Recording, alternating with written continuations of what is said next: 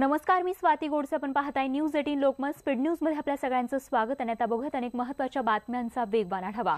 सुरुवात राजकीय वर्तुळातील महत्त्वाच्या बातमीनं. भाजपची 36 उमेदवारांची यादी रात्री उशिरा जाहीर झाली. यामध्ये आंध्र प्रदेश, आसाम, महाराष्ट्र, ओडिशा यातील उमेदवारांचा समावेश आहे. आणि त्यानंतर भाजपची 51 उमेदवारांची यादी जाहीर झाली असून आंध्र प्रदेशच्या 22 उमेदवारांचा यामध्ये समावेश असून मेघालयातील एकाची उमेदवारी निश्चित झाली आहे. भाजपने महाराष्ट्रातील 6 उमेदवारांची नावे जाहीर केली असून पुण्यातून गिरीश बापट आणि बारामतीमधून कांचन राहुल कुल यांना उमेदवारी देण्यात आली आहे. तर काँग्रेसने भिवंडीतून सुरेश टावरे यांना उमेदवारी दिली. नांदेडमधून प्रताप चिखलीकर, जळगावमधून स्मिता उदय वाघ, दिंडोरीतून डॉक्टर भारती पवार, सोलापूरमधून जयसिद्धेश्वर स्वामी यांना उमेदवारी दिली आहे. पुण्यातून गिरीश बापट यांना उमेदवारी देण्यात आली आहे. विद्यमान खासदार अनिल शिरोळे यांचा पत्ता कट करण्यात आला आहे. गेली अनेक वर्ष गिरीश बापट खासदारकीसाठी प्रयत्नशील होते. मी सर्वाधिक मतांनी निवडून येईल असा दावा देखील गिरीश बापट यांनी व्यक्त केला आहे.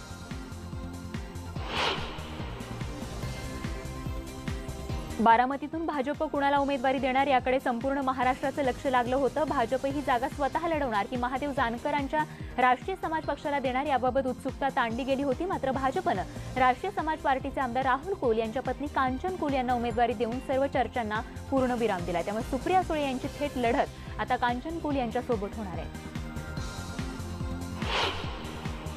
28 मार्चला वर्ध्यामध्ये पंतप्रधान नरेंद्र मोदींची सभा होण्याची शक्यता आहे. महाराष्ट्रातल्या भाजपच्या प्रचाराचा नारळ पंतप्रधान या ठिकाणाहून फोडणार आहेत. काँग्रेसने देखील 35 उमेदवारांची या ठिकाणी यादी जाहीर केली असून त्यामध्ये महाराष्ट्रातील 5 उमेदवारांचा समावेश आहे. काँग्रेसने चंद्रपूरमधून विनायक बांगडे, जालन्यातून विलास अवताडे, औरंगाबादमधून सुभाष झांबड, तर भिवंडीतून सुरेश टावरे आणि लातूरमधून मच्छिंद्र कामत यांना उमेदवारी जाहीर केली आहे. काँग्रेसकडून उमेदवारांच्या 3 याद्या जाहीर करण्यात आल्या आहेत, पण यामध्ये प्रमुख नेत्यांची नावं नाहीये. त्यामुळे काँग्रेसच्या उमेदवारांच्या यादीत प्रदेशाध्यक्ष आणि मुंबई अध्यक्ष आणि सध्याच्या खासदारांच्या उमेदवारीबाबत चित्र स्पष्ट झालेलं नाहीये. राज्यामध्ये आज काँग्रेस एनसीपीसह काही मित्रपक्ष आघाडीची घोषणा करणार आहेत. काँग्रेसच्या प्रमुख नेत्यांबाबतच्या उमेदवारीबाबत अजूनही घोषणा झाली नसून त्यांच्या मतदारसंघाबाबतही चित्र स्पष्ट नाहीये. सोलापुरात लोकसभेसाठी वंचित बहुजन आघाडीचा उमेदवार कोण असणार या चर्चेला आता पूर्णविराम मिळालाय. सोलापुरात प्रकाश आंबेडकर हेच उमेदवार असणार आहेत. त्यांचा मुलगा सुजात आंबेडकर यांनीच ही माहिती दिली आहे. माढ्याचा तिढा अखेर शरद पवारांनी सोडवलाय. राष्ट्रवादीकडून संजय शिंदे यांना उमेदवारी जाहीर करण्यात आली आहे. बारामतीत स्वतः शरद पवार यांनी संजय शिंदे यांची उमेदवारी जाहीर केली आहे. माझ्यापेक्षा जास्त मतांनी संजय शिंदे यांना निवडून द्या असं आवाहन देखील शरद पवारांनी यावेळी केलं आहे. अडचणीच्या काळात पवारांनी आपल्याला आशीर्वादच दिलेत. आपलेही विचार कायम शरद पवारांप्रमाणेच होते असं वक्तव्य संजय शिंदेंनी आपल्या प्रवेशादरम्यान केलंय. दरम्यान आपण राष्ट्रवादीमध्ये पवार साहेबांच्या प्रेमापोटीच आल्याचं संजय शिंदे म्हणाले. तर इतर जण जे इतर पक्षांमध्ये गेलेले आहेत ते कोणतेही उमेदवार लोकहितासाठी गेले नसल्याचं देखील ते म्हणाले. सहकार मंत्री सुभाष देशमुख यांचा मुलगा रोहन देशमुख यांना भाजप माढ्यातून उमेदवारी देण्याची शक्यता आहे. रोहन देशमुख हे लोकमंगल मल्टीस्टेट कोऑपरेटिव्हचे चेअरमन आहेत. ते संजय काकडे यांचे जावई आहेत. त्यांच्या उमेदवारीमुळेच संजय काकडे यांचं बंड थंड झाल्याचं मानलं जात आहे. तर उस्मानाबादमधून राष्ट्रवादी काँग्रेसने राणा जगजित सिंग पाटील यांना उमेदवारी जाहीर केली. राणा जगजित सिंग हे पद्मसिंग पाटील यांचे सुपुत्र आहेत. तर त्यांच्या विरोधात शिवसेनेचे ओमराजे निंबाळकर हे उमेदवार आहेत. गेली अनेक वर्ष पद्मसिंग पाटील आणि निंबाळकर यांच्यात राजकीय संघर्ष आहे. वंचित बहुजन आघाडीचे प्रकाश आंबेडकर यांच्या पत्नी अंजली आंबेडकर या अकोल्यातून वंचित बहुजन आघाडीच्या उमेदवार असतील अशी चर्चा आहे. काही दिवसांपूर्वी प्रकाश आंबेडकर यांनी मात्र आपल्या व्यतिरिक्त कुटुंबातील कुणीही निवडणूक लढवणार नसल्याचं स्पष्ट केलं होतं. हे विशेष. सांगली लोकसभेसाठी स्वाभिमानीच्या कोट्यातून जिल्हा बँकेचे अध्यक्ष दिलीप पाटील, गोपीचंद पडळकर, अजितराव घोरपडे आणि इंद्रजित देशमुख आदींच्या नावाबाबत चर्चा सुरू आहे. आणि या संदर्भात आज मुंबईमध्ये बैठक होणार असल्याचं खासदार राजू शेट्टी यांनी सांगितलंय. त्यामुळे सांगली उमेदवारीचा फैसला आज होण्याची शक्यता आहे. शिवसेनेची उमेदवारांची पहिली 21 उमेदवारांची यादी या ठिकाणी जाहीर झाली. हिंगोली, उस्मानाबाद आणि हातकणंगले या 3 ठिकाणी फक्त नवीन उमेदवार देण्यात आले. तर पालघरमध्ये नगर परिषदेच्या निवडणुकीची आचारसंहिता लागू असल्यामुळे तिथे उमेदवाराची घोषणा करण्यात आलेली नाहीये. साताऱ्याच्या जागेबाबतही अजून निर्णय झालेला नाहीये. हातकणंगले लोकसभा मतदारसंघातून धैर्यशील माने यांना उमेदवारी देण्यात आली। धैर्यशील माने हे खासदार निवेदिता माने यांचे सुपुत्र आहेत। 2018 साली निवेदिता माने आणि धैर्यशील माने यांनी शिवसेनेत प्रवेश केला। भाजप स्वीकृत खासदार संजय काकडेंची नाराजी दूर करण्यात अखेर भाजपला यश आले। गेल्या अनेक दिवसांपासून संजय काकडे पुण्यातून तिकीट मिळवण्यासाठी आग्रही आहेत, मात्र संजय काकडेंना पश्चिम महाराष्ट्राची मोठी जबाबदारी देण्यात आल्याचं कळतंय। त्यामुळे मुख्यमंत्र्यांची मध्यस्थी पुन्हा एकदा यशस्वी झाल्याचं दिसून आलंय। सुजय विखे पाटील यांच्या भाजप प्रवेशानंतर विरोधी पक्षनेते राधाकृष्ण विखे पाटील शिर्डीमधून शिवसेनेला मदत करणार असल्याचं कळतंय। सेनेचे खासदार सदाशिव लोखंडे यांनी तसा दावा केलाय। 2 दिवसांपूर्वी विखे पाटील यांची भेट घेतल्याचं देखील लोखंडेंनी सांगितलंय। मावळ लोकसभेचे राष्ट्रवादीचे उमेदवार पार्थ पवार आणि शिवसेनेचे उमेदवार श्रीरंग बारणे हे अचानकपणे एकमेकांसमोर उभे ठाकले होते। देहूतील संत तुकाराम महाराजांच्या बीजोत्सव सोहळ्यामध्ये हे दोन्ही उमेदवार समोर आले होते, मात्र त्यांनी एकमेकांशी बोलणं टाळलं। निवडणुकीच्या तोंडावर भाजपमध्ये जोरदार इनकमिंग सुरू झाले। काँग्रेस नेते आणि माजी विरोधी पक्षनेते प्रवीण छेडांनी भाजपमध्ये प्रवेश केलाय। मुख्यमंत्र्यांच्या उपस्थितीत पक्षप्रवेश केला असून यावेळी भाजप खासदार संजय काकडे देखील या ठिकाणी उपस्थित होते। राष्ट्रवादीच्या नेत्या भारती पवार यांनीही भाजपचा झेंडा हाती घेतलाय। काल मुंबईमध्ये मुख्यमंत्र्यांच्या उपस्थितीत त्यांचा भाजपमध्ये प्रवेश झाला। त्यांना दिंडोरी लोकसभा मतदारसंघातून उमेदवारी मिळण्याची चर्चा आहे। तर भारती पवारांच्या उमेदवारीमुळे भाजपचे विद्यमान खासदार हरिश्चंद्र चव्हाण नाराज झालेत। मला डावलून भारती पवार यांना उमेदवारी देण्यात आली, हा माझ्यावर अन्याय आहे असं चव्हाण म्हणाले। सिंधुदुर्ग रत्नागिरी मतदारसंघातून काँग्रेसकडून नवीनचंद्र बांदिवडेकर यांचा पत्ता कट करून रमेश गिर यांना उमेदवारी देण्याची शक्यता आहे। सनातन संस्थेशी संबंध असल्याने नवीनचंद्र बांदिवडेकर यांच्या उमेदवारीनं नवा वाद निर्माण झाला होता। उस्मानाबाद लोकसभा लढतीचं चित्र देखील स्पष्ट झालंय। तिथून शिवसेनेनं ओमराजे निंबाळकरांना उमेदवारी देताच राष्ट्रवादीने त्यांचं पारंपरिक विरोधक राणा जगजितसिंग पाटील यांना मैदानात उतरवले। तर आधी तिथून बार्शीचे आमदार दिलीप सोपल यांचं नाव चर्चेत होतं। उत्तर मध्य मुंबईतून भाजपने पूनम महाजन यांना उमेदवारी दिली। आता त्यांच्यासमोर आव्हान असणार आहे ते आघाडीच्या उमेदवार प्रिया दत्त यांचं। 2014च्या लोकसभा निवडणुकीत पूनम महाजन यांनी विजय मिळवला होता। मतदारसंघात केलेल्या विकास कामांच्या जोरावर विजय मिळवू असा विश्वास यावेळी पूनम महाजन यांनी व्यक्त केला। अंबरनाथमध्ये स्टेशन जवळील अतिक्रमण जमीनदोस्त करण्यात आली। अंबरनाथ पालिकेच्या अतिक्रमण विभागाने ही कारवाई केली। स्टेशन बाहेरचा रस्ता हा अरुंद असल्यामुळे रेल्वे प्रवाशांची मोठी कोंडी होत होती, त्यामुळे अशा प्रकारच्या कारवाईने नागरिकांनी सुटकेचा निश्वास सोडला आहे। कल्याण तालुक्यातल्या खडवली इथला भातसा नदीवरील 45 वर्ष जुना पूल कोसळला। सार्वजनिक बांधकाम विभागाने या पुलाकडे दुर्लक्ष केलं होतं। मागील काही दिवसांपासून हा पूल जो आहे तो धोकादायक अवस्थेत होता। ते जिलेटिनचे स्फोट करत असल्यामुळेच त्या ठिकाणी पूल कोसळल्याचा दावा भातसा धरणाच्या अभियंत्यांनी केला आहे। लोकसभा निवडणुकीच्या कामासाठी अंबरनाथ पालिकेच्या सफाई कामगारांना निवडणुकीचं काम करण्याचे आदेश देण्यात आले। पालिकेत एकूण 550 सफाई कामगार काम करतात आणि त्यातील 300 कामगारांना निवडणुकीचं काम देण्यात आलंय। बदलापूरमध्ये एका व्यक्तीने आपली पत्नी आणि 2 मुलांना थंड पेयातून विष देऊन मारण्याचा प्रयत्न केला। यामध्ये लक्ष्मी भोसले आणि तिचा 7 वर्षीय मुलगा निर्भयचा मृत्यू झालाय, तर 6 वर्षीय रुद्रवर सध्या रुग्णालयात उपचार सुरू आहेत। या धक्कादायक प्रकारानंतर बदलापूर पूर्व पोलिसांनी संभाजी भोसलेला अटक केली आहे। मुंबईतील माटुंगा परिसरातील रेल्वेच्या वर्कशॉपमध्ये दुपारच्या सुमारास आग लागली होती। ही आग एका पूर्ण सेक्शनला लागल्यामुळे त्यात मोठं नुकसान झालं। दरम्यान यावेळी आमच्या प्रतिनिधी स्वाती लोखंडे ढोके या चित्रीकरण करत असताना त्यांना मज्जाव करण्यात आल्याचा धक्कादायक प्रकार घडलाय। आग लागो किंवा जळून खाक होऊ दे, पण तुम्ही चित्रीकरण करू नका अशी उद्धट भाषा वापरून दमदाटी देखील यावेळी करण्यात आली आहे। निवडणुकीसाठी मतदान न केल्यास बँक खात्यातून 350 रुपये वजा होणार असल्याची बातमी सध्या व्हायरल होत होती। ही बातमी पूर्णतः चुकीची असल्याचं मुख्य निवडणूक अधिकारी कार्यालयाने कळवलंय। नागरिकांनी अशा बातम्यांवर विश्वास ठेवू नये, तसंच अशा बातम्या समाज माध्यमांवर फॉरवर्ड करू नये असं आवाहन देखील मुख्य निवडणूक अधिकारी कार्यालयाकडून करण्यात आलंय। सांगलीमधील मिरजेतील गोसावी समाजाकडून अनोखी होळी खेळली जाते। यावेळी सर्व महिला आपल्या नवऱ्याला काठीने मारतात। होळीच्या निमित्तानं गोसावी समाजात अनेक वर्षांपासूनची ही परंपरा आहे, तर हा खेळ पाहण्यासाठी गावकरी देखील मोठ्या प्रमाणात गर्दी करत असतात।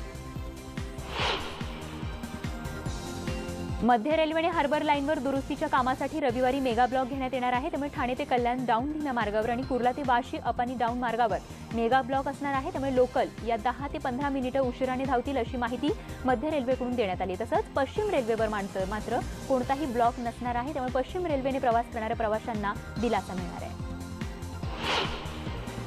वसईजवळील सर्व समुद्र किनाऱ्यांवर बेसुमार वाळू उपसा होत आहे आणि त्यामुळे समुद्र किनारे धोकादायक बनत चालले। त्याशिवाय साप्ताहिक सुट्टीच्या दिवशी या ठिकाणी पर्यटकांची गर्दी असताना देखील जीवरक्षकांचा अभाव असल्यामुळे पर्यटकांच्या जीवावरही प्रसंग बेतत आहे। मुंबई महापालिकेने इंग्रजी शाळांचा दर्जा सुधारण्यास सुरुवात केली। पालिकेच्या इंग्रजी माध्यमाच्या शाळा आणि पब्लिक स्कूलमध्ये लवकरच 876 शिक्षकांची भरती केली जाणार आहे। परदेशातील संस्थांमध्ये वैद्यकीय अभ्यासक्रम करणाऱ्या विद्यार्थ्यांसाठी एक आनंदाची बातमी आहे। यंदापासून नीट वैद्यकीय प्रवेश परीक्षा देणं बंधनकारक आहे। या परीक्षेचे गुण 3 वर्ष ग्राह्य धरण्याचा निर्णय भारतीय वैद्यक परिषदेने घेतलाय। त्यामुळे परदेशी जाऊ इच्छिणाऱ्या विद्यार्थ्यांना काहीसा दिलासा मिळाला आहे। मुंबईसह राज्यभरातील बहुतांश केबल चालकांनी ग्राहकांना पॅकेज निवडायचा अधिकार देण्याऐवजी स्वतःच वेगवेगळे पॅकेज तयार केले। त्यामुळे ग्राहकांकडून त्यानुसार जादा शुल्क आकारलं जाते आणि याचा ग्राहकांना आर्थिक फटका बसतोय। जानेवारी 2019 मध्ये देशभरात सुमारे 9 लाख रोजगार उपलब्ध झालेत। ईपीएफओ वेतन तपशिलातून ही माहिती समोर आली। गेल्या वर्षीच्या जानेवारी महिन्यातील आकड्यांची तुलना केल्यास यावर्षी नव्या नोकऱ्यांमध्ये 131% वाढ झाल्याचं कळतंय। गेल्या 17 महिन्यातला हा उच्चांक आहे। खासदार राहुल शेवाळे यांना नुकताच सर्वोत्कृष्ट संसदपटू पुरस्कार प्रदान करण्यात आला। दक्षिण मध्य मुंबईचे खासदार राहुल शेवाळे यांनी खासदारकीच्या पहिल्याच टर्ममध्ये पर्यावरण संवर्धन आणि पायाभूत सुविधांच्या विकासासाठी अनेक मुद्दे संसदेत मांडले। त्यांच्या या प्रभावी संसद कारकिर्दीचा सन्मान करण्यासाठी त्यांना हा पुरस्कार देण्यात आला आहे। ओला आणि उबेर या खासगी टॅक्सी सर्व्हिसनं दररोज हजारो प्रवासी प्रवास करत असतात। कर्नाटकमध्ये या ओला टॅक्सी सर्व्हिसवर 6 महिन्यांची बंदी घालण्यात आली आहे। कर्नाटक सरकारनं ओलाचा परवाना 6 महिन्यांसाठी रद्द केलाय। लोकसभा निवडणुकीसाठी बिहारमधील महाआघाडीचं जागा वाटप जाहीर करण्यात आलंय। यामध्ये 20 जागा लालू प्रसाद यादव यांचा पक्ष राष्ट्रीय जनता दल लढणार आहे, तर काँग्रेसला 9 जागा देण्यात आल्या आहेत। राजदचे प्रवक्ते मनोज झा यांनी पत्रकार परिषदेत ही माहिती दिली आहे। केंद्रीय मंत्री प्रकाश जावडेकर यांनी गुजरातच्या गांधीनगर लोकसभेच्या जागेवरून भाष्य केले। गांधीनगर लोकसभेतून जितक्या वेळ तिथून जिंकून आले त्यांच्या विजयाच्या यशामागे भाजप अध्यक्ष अमित शहा होते असं वक्तव्य केंद्रीय मंत्री प्रकाश जावडेकरांनी केले। गांधीनगरची उमेदवारी घोषित झाल्याच्या दुसऱ्या दिवशी त्यांनी हे वक्तव्य केलं आहे। जम्मू काश्मीरमधील फुटीरतावादी नेता यासिन मलिकच्या जम्मू काश्मीर लिबरेशन फ्रंटवर केंद्र सरकारनं बंदी घातली आहे। दहशतवाद विरोधी कायद्यान्वये ही कारवाई करण्यात आली असून पुलवामा हल्ल्यानंतर दहशतवाद्यांना मदत करण्याच्या आरोपावरून फुटीरतावादी नेत्यांविरोधात कारवाईचा फास आवळण्यास केंद्र सरकारनं आता सुरुवात केली आणि त्याचनुसार यासिन मलिकला अटक करून जम्मूमधील बालवल कारागृहात त्याची रवानगी करण्यात आली होती।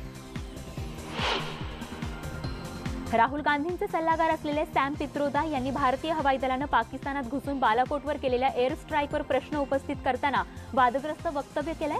पुलवामा सारखे हल्ले होतच असतात, पण त्यामुळे पाकिस्तानवर हल्ला करणं चुकीचं आहे। इतकंच नाही तर काही लोकांच्या चुकीची शिक्षा संपूर्ण देशाला कशी, अशा प्रकारचं वादग्रस्त विधान त्यांनी केलंय। काँग्रेसचे नेते सॅम पित्रोदांच्या वादग्रस्त वक्तव्याचा पंतप्रधान नरेंद्र मोदींनी ट्विटरवरून चांगलाच समाचार घेतलाय। विरोधक वारंवार आपल्या सुरक्षा दलांचा अपमान करत आहेत। मी माझ्या सहकारी भारतीयांना आवाहन करतो की त्यांनी विरोधी नेत्यांना त्यांच्या वक्तव्याचा जाब विचारावा असं मोदींनी म्हटलंय। केंद्रीय मंत्री मुख्तार अब्बास नक्वी यांनी देखील पित्रोदांच्या वक्तव्यावर जोरदार टीका केली आहे। काँग्रेसच्या पळपुट्या धोरणांमुळेच देशावर हल्ले झाल्याची टीका नक्वी यांनी केली आहे। कर्नाटकचे माजी मुख्यमंत्री बीएस येडियुरप्पा यांनी भाजपच्या केंद्रीय समितीला 1800 कोटी दिल्याचा आरोप करण्यात आलाय। भाजपच्या केंद्रीय समितीत पंतप्रधान नरेंद्र मोदी, राजनाथ सिंग, नितीन गडकरी हे वरिष्ठ नेते आहेत। पंतप्रधानांनी या प्रकरणी समोर येऊन सत्य सांगावं असं आव्हान काँग्रेसनं दिलंय। पीएम नरेंद्र मोदी हा चित्रपट वादाच्या भोवऱ्यात सापडलाय, कारण चित्रपटाच्या टायटलमध्ये या ठिकाणी जावेद अख्तर यांचा उल्लेख आहे, मात्र त्यांनी या चित्रपटासाठी गाणं लिहिलं नसल्याचं त्यांनी म्हटलंय। त्यामुळे माझं नाव बघून मी आश्चर्यचकित झालो, मला धक्का बसल्याचं देखील जावेद अख्तर यांनी ट्विटरच्या माध्यमातून म्हटलंय। मथुरा मतदारसंघातून भाजपकडून हेमा मालिनी निवडणूक लढणार आहेत। आता हेमा मालिनींविरोधात डान्सर सपना चौधरी निवडणुकीच्या रिंगणात उतरणार असल्याची चर्चा राजकीय वर्तुळात आहे। तर सपना चौधरी काँग्रेस पक्षाच्या काही बड्या नेत्यांच्या संपर्कात असून मथुरा मतदारसंघातून निवडणूक लढवणार असल्याचं म्हटलं जात आहे। लोकसभा निवडणुकीचं बिगुल वाजल्यानंतर आता दक्षिणेतले प्रसिद्ध अभिनेते प्रकाश राजही निवडणुकांच्या रिंगणात उतरलेत। मोदी सरकारवर टीका करणं आणि समाजातील अनेक प्रश्नांवर मत मांडणारे प्रकाश राज चर्चेत असतात। आता त्यांनी पुन्हा भाजप आणि काँग्रेसवर टीका केली आहे। हे दोन्ही पक्ष देशाचा विकास करण्यात अपयशी ठरल्याचे ते म्हणाले। गोव्याचे नवे मुख्यमंत्री प्रमोद सावंत यांनी नवी दिल्लीत जाऊन पंतप्रधान नरेंद्र मोदींची भेट घेतली। यावेळी मोदींनी प्रमोद सावंत यांचं कौतुक केलं। शिवजयंती उत्सव तिथीप्रमाणे आज जगभरात साजरा होतोय। किल्ले रायगड आणि शिवजन्मस्थळ शिवनेरीवर मोठ्या संख्येनं शिवभक्त आज रयतेच्या राजाला मानाचा मुजरा करण्यासाठी येत आहेत। राज्यातही शिवसेनेनं अनेक ठिकाणी विविध कार्यक्रमांचं आयोजन केलंय। मुंबई छत्रपती शिवाजी महाराज आंतरराष्ट्रीय विमानतळ परिसरातील छत्रपती शिवाजी महाराजांच्या भव्य पुतळ्याला मानवंदना देणारा मोठा कार्यक्रम या ठिकाणी आयोजित करण्यात आलाय। शिवसेना पक्षप्रमुख उद्धव ठाकरे आणि त्याचबरोबर युवा सेना प्रमुख आदित्य ठाकरे या शिवजन्मोत्सव कार्यक्रमाला उपस्थित राहणार आहेत। तर दरवर्षी शिवसेना तिथीप्रमाणे शिवजयंती साजरी करते। आता बातमी आहे क्रीडा विश्वातून। आयपीएलच्या 12व्या पर्वाला आजपासून सुरुवात होतीये। गतविजेत्या चेन्नई सुपर किंग्स विरुद्ध रॉयल चॅलेंजर्स बेंगळुरू यांच्यात आज पहिला सामना होणार आहे। तर लोकसभेच्या निवडणुकीमुळे यंदा आयपीएलच्या सामन्यांना लवकर सुरुवात होतीये। भारताचा कर्णधार विराट कोहली लवकरच कसोटी क्रिकेट सामन्यातही आपली 18 क्रमांकाची जर्सी परिधान करताना दिसून येईल, कारण आंतरराष्ट्रीय क्रिकेट काउन्सिलनं कसोटी क्रिकेट खेळणाऱ्या सर्व संघांना खेळाडूंच्या जर्सीवर नाव आणि नंबर टाकण्याला हिरवा कंदील दाखवला आहे। पुलवामा इथे झालेल्या दहशतवादी हल्ल्यात भारताचे 40 जवान शहीद झाले होते आणि या शहीद जवानांच्या कुटुंबियांना मदतीचा हात देण्यासाठी आयपीएलमधील चेन्नई सुपर किंग्सचा संघ पुढे आलाय। आपल्या पहिल्या सामन्यातून मिळणारी सर्व रक्कम चेन्नईचा संघ शहीद जवानांच्या कुटुंबियांच्या स्वाधीन करणार आहे। आणि बातमीसोबतच स्पीड न्यूजमध्ये वेळ झाली तेच थांबण्याची। ताज्या बातम्यांसह लगेचच भेटतो। बघत रहा फक्त न्यूज 18 लोकमत।